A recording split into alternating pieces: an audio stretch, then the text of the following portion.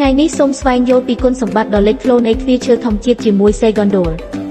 ការប្រើប្រាស់សម្ភារៈឈើធម្មជាតិជាច្រើនប្រភេទដែលមានភាពធន់ខ្ពស់ដូចជាឈើគ្រញូងឈើអុកនិងឈើហុងជាមួយនឹងគ្រាប់ឈើលាក់កំបាំងដ៏ទំនើបនាំមកនូវភាពស្រស់ស្អាតដ៏ប្រណិតនិងទាន់សម័យភាពចម្រុះនៃការរចនានិងពណ៌នៃម៉ូដែលទ្វារដែលសមរម្យសម្រាប់គ្រប់កន្លែងស្ថាបត្យកម្មទ្វារឈើលំដាប់ខ្ពស់ពី Segondol មានអាយុកាលប្រើប្រាស់បានយូរជាង40ឆ្នាំលើសពីនេះសមត្ថភាពទប់ទល់នឹងកម្លាំងនិងទប់ទល់នឹងផ្សិតបានយ៉ាងល្អជួយឲ្យអ្នកមានអារម្មណ៍ថាមានសុវត្ថិភាពក្នុងជម្រើសរបស់អ្នកប្រសិនបើអ្នកជាអ្នកស្រឡាញ់របៀបរស់នៅពណ៌បៃតងអ្នកគួរតែជ្រើសរើសទ្វារឈើលំដាប់ខ្ពស់ផលិតផលទាំងនេះនឹងមានមុខងារកាត់បន្ថយបរិមាណខូពីបញ្ចេញទៅក្នុងបរិស្ថានទន្ទឹមនឹងនេះក្លិនក្រអូបនៃឈើនឹងជួយឲ្យលំមានភាពស្រស់បំព្រងស្របតាមធម្មជាតិហើយការចែករំលែកខាងលើក៏បានបង្ហាញពីគុណសម្បត្តិលេចធ្លោជាច្រើននៃខ្សែទ្វារឈើធម្មជាតិលំដាប់ខ្ពស់នេះមិនត្រឹមតែមានសោភ័ណភាពនិងប្រើប្រាស់បានយូរនោះទេវាថែមទាំងមិនប៉ះពាល់ដល់បរិស្ថានផងដែរដូច្នេះតើអ្នកកំពុងរង់ចាំអ្វី